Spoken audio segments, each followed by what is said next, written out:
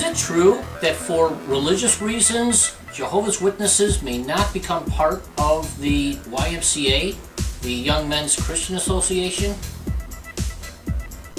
Yes, this is so. We have long recognized that the YMCA, though not being a church as such, is definitely aligned with the religious organizations of Christendom in efforts to promote interfaith. In joining the YMCA as a member, a person accepts or endorses the general objectives and principles of the organization. Membership means that one has become an integral part of this organization founded with definite religious objectives, including the promotion of interfaith. Hence, for one of Jehovah's Witnesses to become a member of such a so-called Christian association would amount to apostasy. What if they only wanted to join for the health benefits, the swimming, and the basketball, and the activities? Would it really be that bad? Or what if one just simply wanted to get a job there, perhaps janitorial work at one of the YMCA's? Would a Jehovah's Witness be allowed to do that?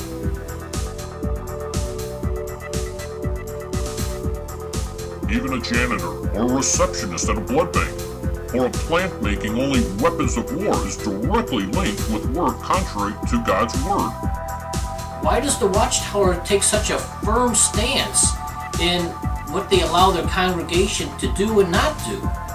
Jehovah's Witnesses maintain neutrality with regard to the political and military affairs of the nations, since true dedicated Christians are no part of the world. If a member of the congregation unrepentantly pursues a course in violation of his Christian neutrality, he thereby disassociates himself from the neutral Christian congregation. Would it be justifiable if a person in a third world nation was able to avoid being raped and beaten and tortured and killed simply by buying a 25-cent political ID card? Would that be okay? As I stated, since true dedicated Christians are no part of the world, if a member of the congregation unrepentantly pursues a course in violation of his Christian neutrality, he thereby disassociates himself from the neutral Christian congregation. What's the Watchtower's view about the United Nations? The United Nations is actually a world confederacy against Jehovah God and his dedicated witnesses on earth. Interestingly enough, the June 1st, 1991 Watchtower tells us, speaking of Christendom, at paragraph 10, however, she, Christendom, has not done so. Instead, in her quest for peace and security, she insinuates herself into the favor of the political leaders of the nations. This despite the Bible's warnings that friendship with the world is enmity with God. Moreover, in 1919, she strongly advocated that the League of Nations as man's best hope for peace. Since 1945, she has put her hope in the United Nations. How extensive is her involvement with this organization? A recent book, which I will mention in a second, gives an idea when it states no less than 24 Catholic organizations are represented at the UN. Now let me call your attention to the red line. A recent book gives an idea when it states no less than 24 Catholic organizations are represented at the UN. That recent book they're talking about, the no less than 24 Catholic organizations, that statement comes from this book, New Genesis Shaping a Global Spirituality by Robert Muller. In it, he has two sentences that directly relate to that quote. One was in the quote in the Watchtower book, or Watchtower article. The other sentence was not. And here they are together, in the white. Quote, all major world religions are accredited to the United Nations as NGOs, non-governmental organizations. It's the one that wasn't in the Watchtower article. The next sentence was, for example, no less than 24 Catholic organizations are represented at the UN. See how they pick and choose what they want you to see and what they don't want you to see? Well, look at this. Would you believe then that the Watchtower leadership was condemning other churches for getting their NGO accreditation less than 12 months prior to them getting their own? Well, pardon my French here as I call a spade, but the fact is that this would be pretty condemning had I not had evidence that the Watchtower Society did indeed hop into the sack with the whore of Babylon and keep it secret from its congregation. the question comes up, why? First, let me provide the evidence that they did indeed have associations and affiliations with the United Nations, and then we'll get into the why. Here's a letter from the Watchtower leadership to the Guardian, which broke the story. And in it, you can go ahead and stop this and read it for yourself, but they're basically saying to the Guardian, look, Stephen Bates wrote an article about us, and he's got it all wrong. We're being misrepresented. No, this didn't happen. And they said, well, we didn't know that the policies changed over at the UN. We didn't know this, and after we found out that the situation changed and the policies changed, well, we pulled our membership and withdrew our ID card and all that kind of thing. So, which is nothing more than just a big lie, as you will see. Now, just as a quick sidetrack point of interest, go watch my videos, Jehovah's Witnesses, Malawi, and Mexico, and you will see how the leadership at the Watchtower told those congregations in Malawi and Mexico, do not get a political card, do not have any association with the government, and if you have to, suffer persecution, suffer dismemberment, repeated rapes, brutality that's unfathomable, and death. But they told them, do not have anything to do with the world and suffer persecution. Does that hold true for the leadership?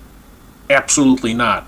And you folks wonder why I hate the Watchtower leadership? I love you people, but these people, they need to go. This is what a false prophet does. Now, the Watchtower was claiming that they had to have NGO status to obtain the library card to do their research. Well, this letter from the United Nations states just the opposite. It says the issuance of a library pass is independent of NGO status or any other status. There has been no change in the library pass policy in general. They made it up. It's all a lie. Now here's the attempt at damage control letter from the Watchtower headquarters to the congregations, to the elders. And in it they state, well, look, these opposers have talked about how we had secret links with the United Nations. Well, if you didn't have secret links, why didn't the congregation know about it? So go ahead and pause this, read this, and you'll see how all they're saying is, look, there's nothing secret, there's nothing going on, don't pay any attention to that man behind the curtain. We were just trying to get a library card, that's all. You see, the Watchtower gets themselves out of jams like this by counting on their loyal followers to either be too stupid to put a couple of words together that form sentences they can read and understand, or the fear factor that they are truly Jehovah's organization and they can be totally trusted. That's called spiritual abuse, my friends. Now, call me Overkill Bill, but yet here's another letter from the United Nations. This is a reply in regards to the claims that the Watchtower made that their policies changed and that they weren't associated with them and all this kind of thing. And you'll see here, it states that the Watchtower Bible and Tract Society of New York, a NGO, non-governmental organization, has been associated with the DPI, that's the Department of Public Information, since 1992. And they requested to terminate its association in 2001. That's when the whistle got blown. That's when the cover got blown, and they got nailed. And they said, we didn't know. They pulled the old Ralph Cramden bit, and they got caught in the ringer. So they were associated for since all the way back from 1992 and said nothing to anybody about it. Now, if you're a Jehovah's Witness, how would they address this situation if you were involved in it? Well, they tell you, since true dedicated Christians are no part of the world, if a member of the congregation unrepentantly, that means repeatedly, pursues a course in violation of his Christian neutrality, he thereby disassociates himself from the neutral Christian congregation. That's how they would handle it with you on a personal level. So as you can see, the facts bear out that the leadership can play footsie with the floozy, but as far as anybody else, no way. Under penalty of death, dismemberment, rape, torture, doesn't matter.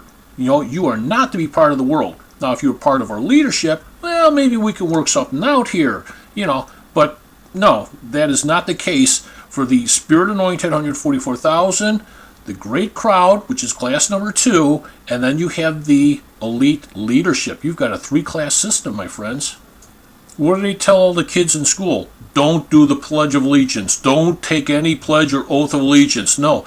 But look at this, United States Oath of Allegiance. I do solemnly swear or affirm that I will support and defend the Constitution of the United States against all enemies, foreign and domestic, that I will bear true faith and allegiance to the same, and that I take this obligation freely, without any mental reservation or purpose of evasion, so help me God.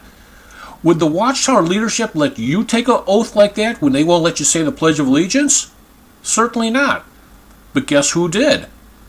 Joseph Rutherford and Nathan Knorr. Both had to take this oath and sign it to get a passport. Tell me that's not being hypocritical with double standards. So, what is the reason that they were shacking up at the Whore of Babylon? Quite simply, they needed to get things done in foreign countries, and such as in Bulgaria. All right?